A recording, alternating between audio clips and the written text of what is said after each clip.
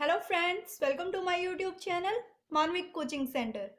Friends, previous video में हमने electrostatic potential and potential energy के बारे में डिस्कस किया था। आज हम इलेक्ट्रोस्टैटिक पोटेंशियल निकालेंगे due to a point charge. Okay, तो चलिए आज का टॉपिक स्टार्ट करने से पहले हम थोड़ा सा पीछे का रिवाइज कर लेते हैं। हमने पढ़ा था electrostatic potential and electrostatic potential energy. What is the difference? आप मुझे डिफरेंस बता सकते हैं? कल हमने बहुत अच्छे से इस टॉपिक को कवर किया था। देखिए, अगर हम इसको किसी एक एग्जांपल से समझने की सिंपल वे में ट्राई करें तो इलेक्ट्रोस्टैटिक पोटेंशियल बेसिकली क्या होता है? हमारी पोटेंशियल एनर्जी। ठीक है, हमारा पोटेंशियल, मान लीजिए ये हमारा कोई घरों में जैसे सर्किट होता है, ठीक है, जो सॉकेट मीटर के अंदर जो सॉकेट लगे होते हैं, मान लीजिए उसके अंदर पोटेंशियल है 60 वोल्ट। ठीक है, पोटेंशियल है 60 वोल्ट। अब जैसे ही हम इसके साथ बल्ब को अटैच करते हैं तो बल्ब ग्लो करना स्टार्ट हो जाता है। एट दैट टाइम जो हमारी पोटेंशियल है वो किस में कन्वर्ट हो जाती है? पोटेंशियल एनर्जी में। किस में चेंज हो जाती है? पोटेंशियल एनर्जी में। ठीक है, यही बेसिक सा डिफरेंस है दोनों के बीच में। जब तक हम पोटेंशियल को किसी के ऊपर इंप्लीमेंट नहीं करते, at that time this is our electrostatic potential.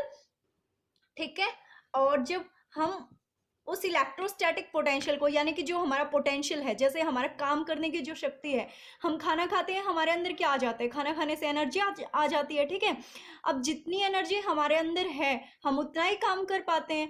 तो हम वर्क करके, ठीक है, अगर फिजिकल वर्क कर रहे हैं तो हमारे पोटेंशियल को किस में चेंज कर देते हैं? फिजिकली मैकेनिकल एनर्जी में चेंज कर देते हैं। ऐसे ही इन दोनों केसेस में होगा। जो हमारे इलेक्ट्रोस्टैटिक पोटेंशियल है वो बल्ब ग्लो करने के बाद किस में चेंज हो जाएगी? इलेक्ट्रोस्टैटिक पोटेंशियल एनर्जी के अंदर। ठीक है, तो चलिए आज का हमारा टॉपिक स्टार्ट करते हैं। Suppose we have a point charge. ठीक है, हमारे पास एक पॉइंट चार्ज है P, इस पे हमें निकालनी है इलेक्ट्रोस्टैटिक पोटेंशियल। ठीक है, with respect to the source charge, हमारे पास यहाँ एक सोर्स चार्ज रखा है R डिस्टेंस पर। ठीक है, capital Q plus Q charge. ठीक है, मैं इस पॉइंट को A कंसीडर कर लेती हूँ और ये तो हमारा P पॉइंट है जहां पर हमें इलेक्ट्रोस्टैटिक पोटेंशियल फाइंड आउट करनी है।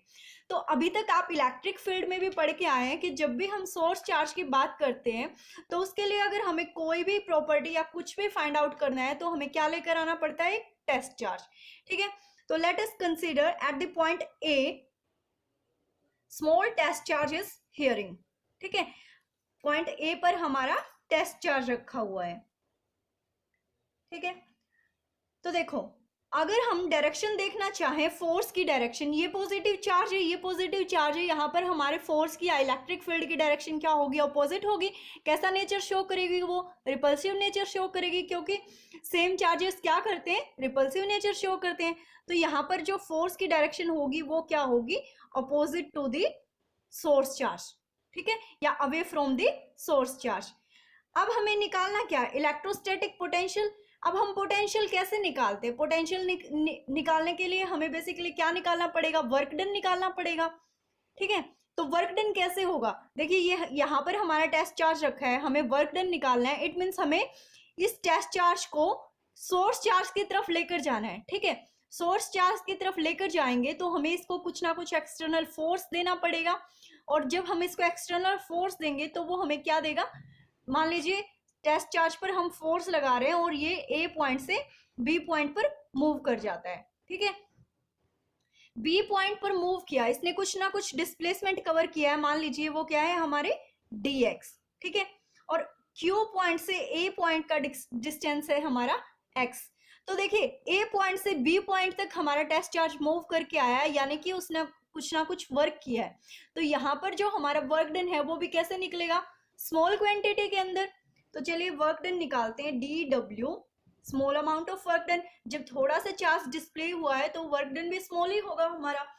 तो dw is equal two factor f dot dx। Dot product को हम कैसे सॉल्व करते हैं? f dx cos theta. यहां पर जो हमारा कोस एंगल है वो क्या बनेगा? देखिए 180 डिग्री है ना, तो कोस 180 की वैल्यू होती है -1। ठीक है, मैं अभी वैल्यू नहीं पुट कर रही हूं, मैं इसको simply minus F d x. अगर हम वैल्यू पुट कर देते तो ये हमारी क्या आ जाएगी, एफ डी एक्स। अब ये तो हो गई हमारी स्मॉल वर्क डन की बात। अब अगर हम टोटल पोटेंशियल निकालना चाहें तो टोटल पोटेंशियल किसकी रिस्पेक्ट में निकलेगा, पी पॉइंट की रिस्पेक्ट में। तो यहाँ पर जो टेस्ट चार्ज है हम उसको कहाँ कंसीडर करके चलते हैं, इनफाइनाइट सिचुएशन में। ठीक है, तो टोटल वर्क डन अगर हमें फाइंड करना है तो हम क्या करेंगे, स्मॉल यूनिट है जो हमारे वर्क डन की उसको ऐड कर देंगे और सिंपली इसको कैसे सोल्व करेंगे, विद द इंटीग्रेशन। तो चलिए टोटल वर्क डन हम निकालते हैं। लिमिट कहां से कहां तक आएगी, हमें पी पॉइंट के लिए पोटेंशियल निकालनी है ना, तो यहाँ पर ये डिस्टेंस कितना है, आर, और टेस्ट चार्ज कहाँ है हमारा, एट द इनफाइनाइट। ओके, तो लिमिट कहां से कहां तक हो गई हमारी, infinite to r minus F d x. Force की value according to Coulomb's law, force की वैल्यू क्या होती है हमारी, Q1 Q2 upon 4 pi epsilon naught are square. ठीक है, अब देखिए Q1 यहाँ पर जो हम टेस्ट चार्ज लेकर चलते हैं वो हमें स्मॉल क्वांटिटी में लेकर चलना है। ठीक है, तो मान लीजिए जो हमारा टेस्ट चार्ज है वो है हमारा 1 कूलम। ठीक है, और टेस्ट सोर्स चार्ज है हमारा Q। तो हम वैल्यू पुट करते हैं, सोर्स चार्ज हमारा capital Q and test charge 1, तो ये मल्टीप्लाई होकर यही आ जाएगा 4 pi epsilon naught are square. R square यहाँ पर डिस्टेंस क्या है, देखिए यहाँ पर डिस्टेंस कितना है Q से पॉइंट टेस्ट चार्ज तक का x, तो डिस्टेंस क्या हो जाएगा हमारा x स्क्वायर। अब ये फोर्स की वैल्यू को हम फॉर्मूले में पुट कर देते हैं,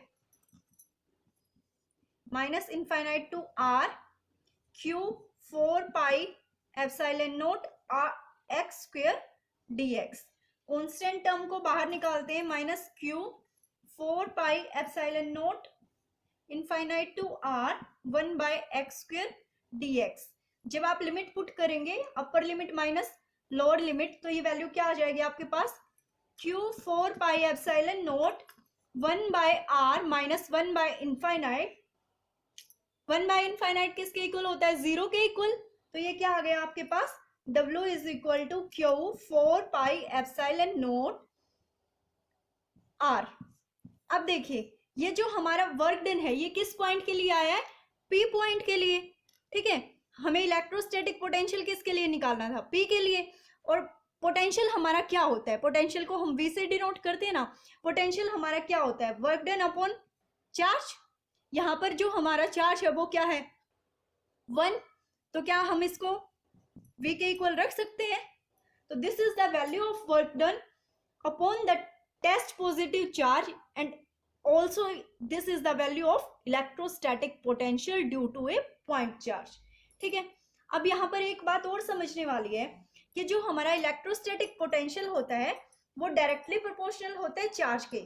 अगर आप फॉर्मूले को ध्यान से देखेंगे तो आपको पता चलेगा जो इलेक्ट्रोस्टैटिक पोटेंशियल है वो डायरेक्टली प्रोपोर्शनल है हमारे चार्ज के। ठीक है, और इनवर्सली प्रोपोर्शनल होता है डिस्टेंस के। यानी कि अगर हमारा डिस्टेंस बढ़ रहा है इट मीन्स हमारी पोटेंशियल क्या हो रही है, कम हो रही है। अगर हमारा डिस्टेंस कम है इट मीन्स हमारा जो पोटेंशियल है वो बढ़ रहा है। एक पॉइंट और ध्यान रखना है आपको कि जो हमारा फोर्स और जो इलेक्ट्रिक फील्ड होती है वो तो इनवर्सली प्रोपोर्शनल होती है 1 बाय आर स्क्वायर के, और जो पोटेंशियल होता है वो इनवर्सली प्रोपोर्शनल होता है 1 बाय आर के। ठीक है, तो आज की वीडियो में इतना ही, मिलते हैं नए टॉपिक के साथ कल। तब तक के लिए वीडियो को लाइक शेयर और सब्सक्राइब जरूर कीजिएगा। घर पर रहिए, सेफ रहिए, धन्यवाद।